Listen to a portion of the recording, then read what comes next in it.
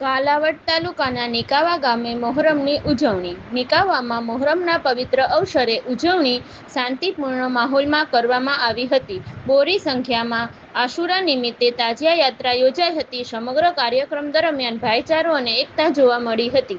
નિકાવામાં તાજિયાની ભવ્ય યાત્રા નીકળી હતી, જેમાં મોટી સંખ્યામાં મુસ્લિમ સમુદાયના લોકો જોડાયા હતા. તાજિયા સાથે શોકપ્રદ માહોલ અને યા હુસેનના નારા સાથે લોકો હજરત ઇમામ હુસેનની શહાદતને યાદ કરતા જોવા મળ્યા હતા.